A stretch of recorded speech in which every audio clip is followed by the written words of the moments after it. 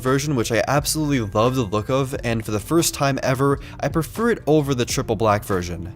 Also, we still have a headphone jack, which is great. The keyboard has been changed from glossy to matte plastic with a larger key height, and it feels just as good as before. Great travel and typing experience, with also the fingerprint scanner still being the spacebar. Now there's that brand new mystery key we saw in the teaser video, and this key is actually called the speed key. So the keyboard here, just like the Key 1, lets you press any of the buttons on the keyboard to actually open up an application as a shortcut, but as long as you're on the home screen. The speed key basically changes all of this. When you press it alongside one of the other keys on the keyboard, they have a shortcut map to, lets you quickly open up another application without leaving your current application. It's very convenient, very quick, it's great. Inside the phone we have the mid-range Snapdragon 660 processor, 6 gigs of RAM up from 3 or 4 gigs in the Key 1, and 64 or 128 gigabytes of internal storage, plus microSD card support. I spent a limited time using the phone and it feels fairly quick, but of course I'll have to see how it actually holds up in my full review, as well as battery life. There's a 3500 mAh battery as well as quick charge 3, and just like last year with the Key 1, you can probably expect some pretty solid battery life.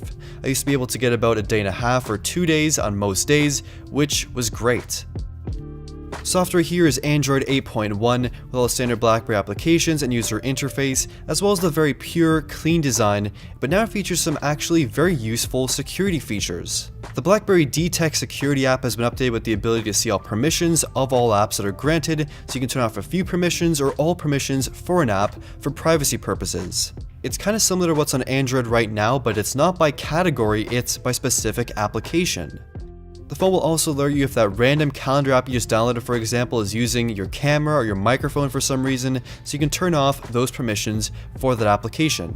There's also the brand new upgraded Blackberry Locker where you can store apps, files, browse the web securely, and taking pictures with a standard camera app using the fingerprint scanner as a shutter button sends the pictures directly to the locker instantly. And the phone automatically tracks your battery and charging habits to better optimize your usage time throughout the day. Of course, you can just turn all these things off and just never use these features ever again, but in my opinion, the security features especially are incredibly useful, especially today. There's also the brand new dual camera setup. We have dual 12 megapixel cameras, with the main camera having an f1.8 aperture and the second camera having an f2.4 aperture. And that second camera uses my favorite implementation of a dual camera system, and it is a telephoto lens system, so you can zoom in from far away without really losing any sort of quality. I didn't have a chance to spend too much time with the camera setup on this device, but you can expect full coverage in my review coming soon. To summarize, this phone is